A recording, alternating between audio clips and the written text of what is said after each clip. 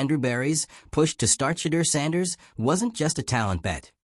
It was a challenge to the authority of Kevin Stefanski and Tommy Rees.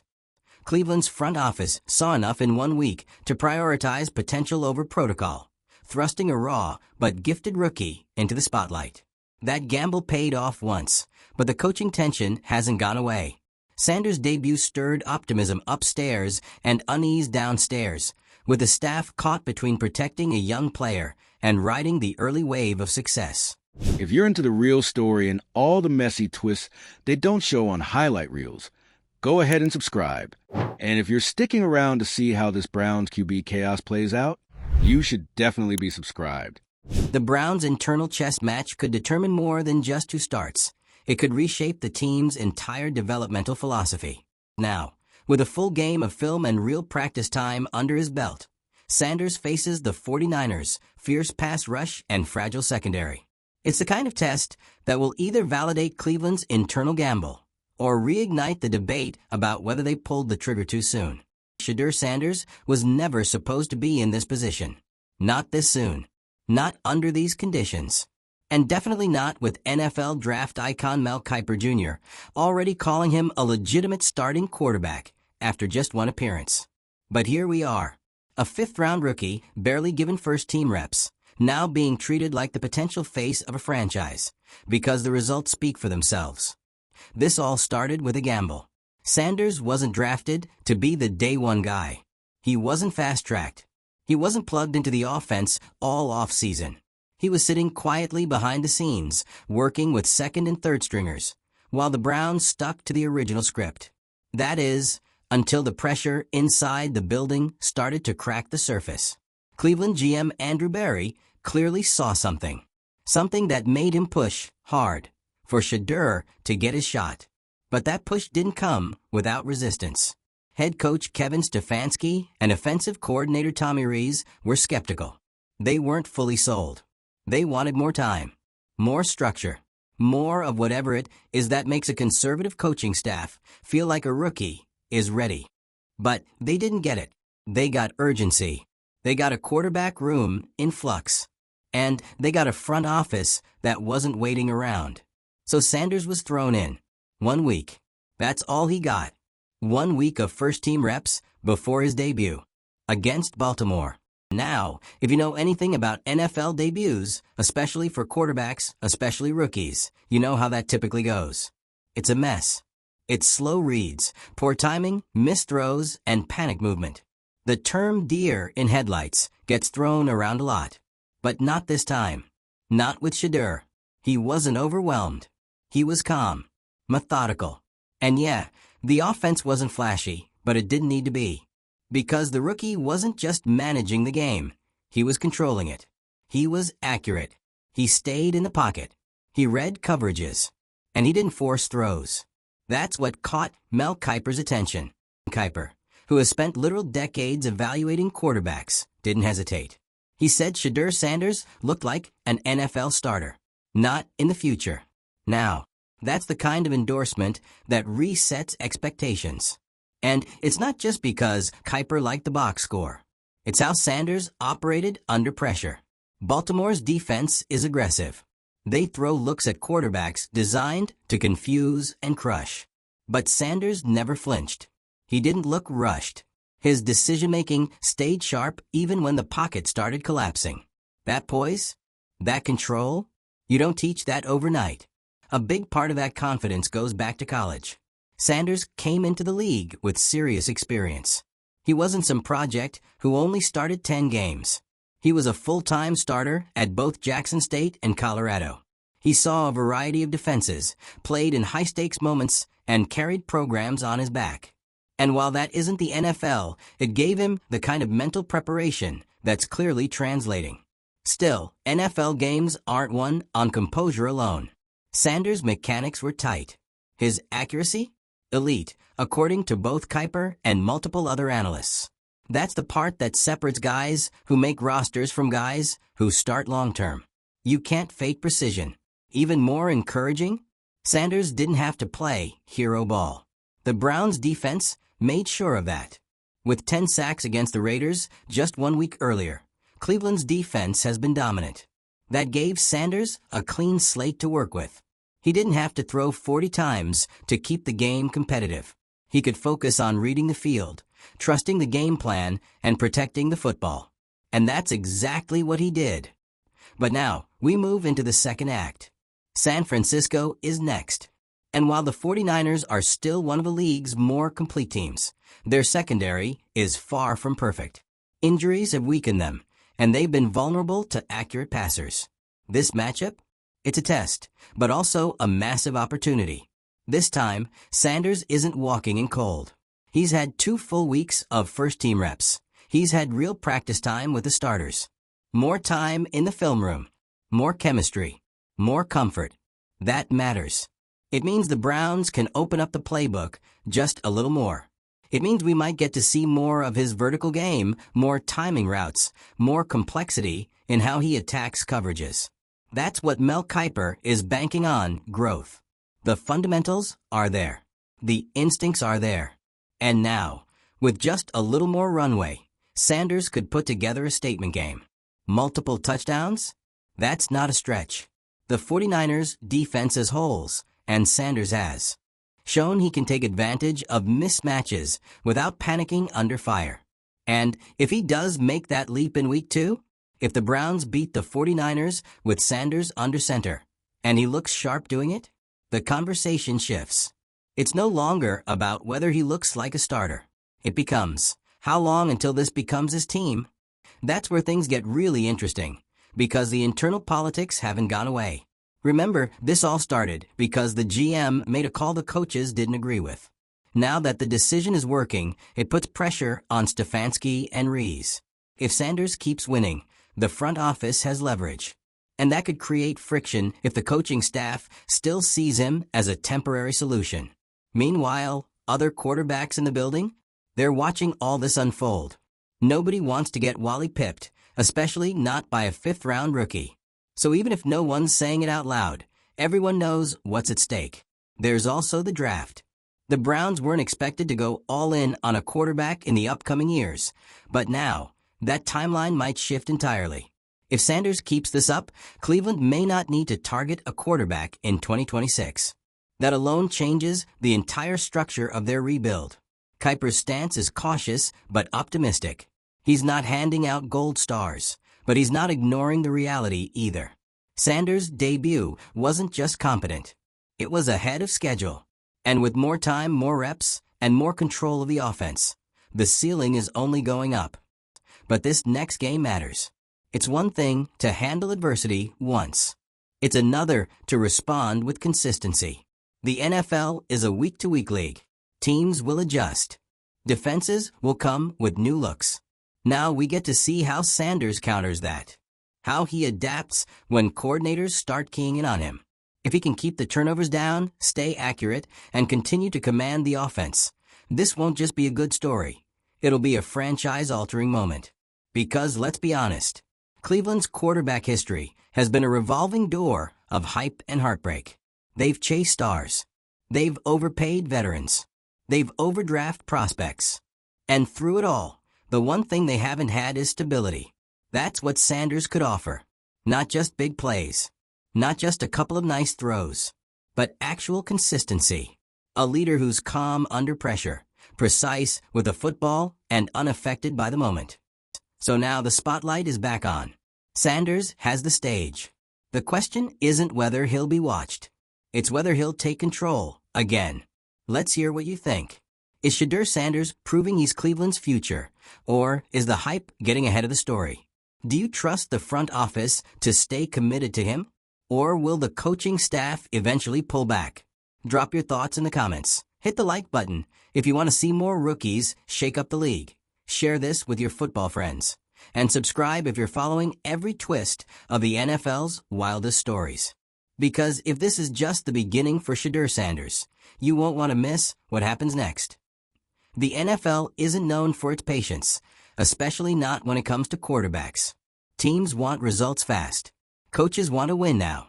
Front offices don't want to waste years hoping someone figures it out. That's why what's happening with Shedeur Sanders is so unusual. Because somehow, this fifth-round rookie has managed to short-circuit that entire process. He didn't need a redshirt year. He didn't need a carefully scripted rollout. He didn't need a half season of mop-up duty. He got thrown in with barely a week's prep and made enough of an impression that a veteran evaluator, like Mel Kiper, didn't just nod in approval. He alerted the league. And let's be honest, Kiper knows how dangerous that kind of early hype can be. He's seen quarterbacks get elevated way too fast, only to crash once the tape piles up and defenses figure them out. But that's not what he sees with Shedeur. He sees control, consistency, traits that usually don't show up until year 2 or 3. And that's why the NFL, according to him, needs to be paying very close attention. It's not about one flashy throw or a lucky touchdown. It's about the way Sanders handled an NFL-level defense without looking rattled. It's the accuracy under pressure, the patience in the pocket, the lack of panic when things broke down. Rookie quarterbacks usually struggle with those exact things. That's what makes this different. And let's not gloss over the most important context here. This wasn't a long-planned debut. This wasn't months of preseason buzz and starter reps. Sanders got tossed into the mix because Cleveland had a need, and a front office that was willing to take a leap. But again, not everyone was on board. Head coach Kevin Stefanski and OC Tommy Rees had their doubts. Maybe not about Shedeur's potential, but about whether he was ready to lead an NFL offense.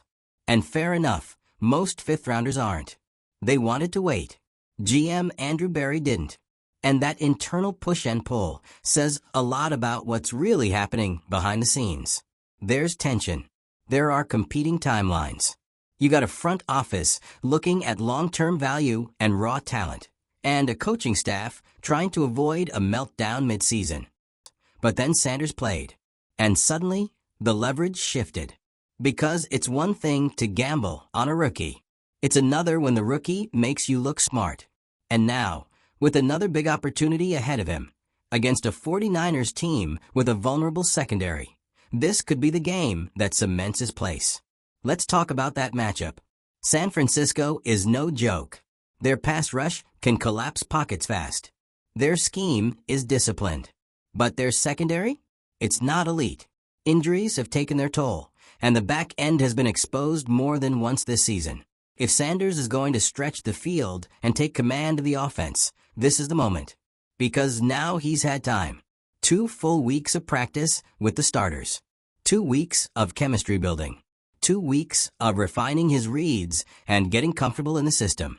And that's where you can start to see real growth. Mel Kiper wasn't just impressed by the poise. He talked about the tools. The accuracy. The pocket awareness. The decision-making under duress. Those are the foundation pieces. Now we get to see what happens when you start stacking layers on top of that. If the Browns give Sanders the green light to expand the offense a little, run some play action, take some vertical shots, challenge those safeties, we might start seeing what his full ceiling looks like. And that ceiling could be very different from what Cleveland originally expected when they called his name on day 3 of the draft.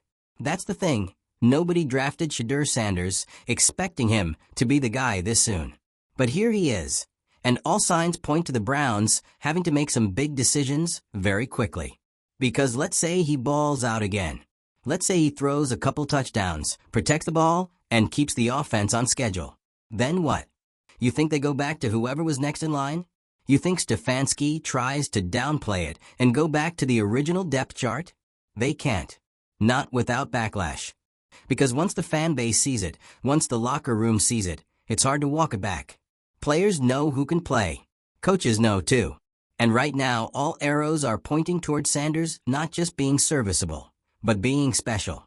And if you're the Browns front office, you're watching all of this unfold knowing you might have just found the one thing every NFL team spends years chasing. A real franchise-caliber quarterback. Without burning a first-round pick. Without overpaying in free agency. Without mortgaging the future. That kind of find? It resets everything. Draft priorities shift. Free agent targets change. The entire offensive philosophy evolves. You're not plugging holes anymore. You're building around something real. And that brings us right back to the draft conversation. Mel Kiper made it clear. If Sanders continues on this trajectory, Cleveland may not need to prioritize quarterback in 2026 at all. That's a massive shift. Because every team keeps one eye on the future, especially when it comes to the quarterback position. But if Sanders keeps proving himself, that plan changes. Drastically. It means more weapons, better protection, more investment in the pieces around the quarterback instead of the quarterback himself. But for all the hype, there's also a reality check here. The 49ers will be the first team that comes into the game specifically scheming to confuse Sanders. Disguised coverages, delayed blitzes, trap zones. They're going to try to take away his first read, force him to hesitate, and capitalize on any moment of indecision. So the question now isn't just whether he can repeat his debut, it's whether he can adapt. That's the next step, and it's one of the hardest ones to make. Some rookies flash once, then fall apart when defenses adjust. The great ones adjust back. They learn. They evolve. And if Sanders can show that level of responsiveness in just his second start, that says everything. It says he's not just NFL ready. It says he's NFL stable. And that's a word Cleveland hasn't been able to use for a quarterback in a very long time. So now we wait. Not for potential. Not for someday. But for this next game. For this next data point. Because if Shedeur Sanders can put together another poised, accurate, high IQ performance against a real contender, then this isn't a hot take. It's not a nice story. It's the beginning of a shift. A quarterback shift. A leadership shift. A franchise shift. And it's all unfolding faster than anyone expected. There's a reason people are glued to this storyline. It's not just about a rookie making a splash. It's about the shift it represents. Shedeur Sanders isn't just challenging defensive coverages. He's challenging expectations, depth charts, and long-held assumptions about what a ready quarterback is supposed to look like. And he's doing it on Cleveland's turf, which only adds more weight to this whole thing.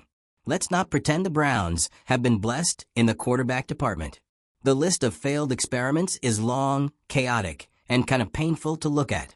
Every few years, a new name pops up, gets hyped, and then fades under pressure, injury, inconsistency, or just plain mismanagement. So when someone like Shedeur comes in cool, efficient, unshaken, it hits different. He didn't show up trying to be flashy. He didn't play hero ball. He didn't scramble just for the sake of scrambling. What he showed was control, patience. A quarterback who knows when to take what the defense gives him and when to let the play breathe. That's not just good rookie play. That's rare quarterbacking. And the more people rewatch that debut, the more it becomes clear. It wasn't just good for a fifth-rounder. It was good, period. That's why Mel Kiper isn't out here making careful, hedged statements. He's saying, flat out, that Sanders already looks like an NFL starter. That kind of take doesn't come from a single highlight or a couple nice throws. It comes from the way Sanders navigated an entire game against a defense like Baltimore, with maturity and accuracy. Think about it. 1 week of first-team practice. That's it. 1 week to step in, learn the rhythm, gel with the starters, and face one of the most physical, disruptive defenses in the league. And not only did he keep it together, he thrived. He made smart throws, avoided major mistakes, and never once looked overwhelmed by the moment. It's easy to look calm when your team is up by 30. It's another thing entirely to hold your own when everything is on the line and the defense is trying to rattle your soul. And that's exactly why this second start against San Francisco is so important. Because now the bar is higher.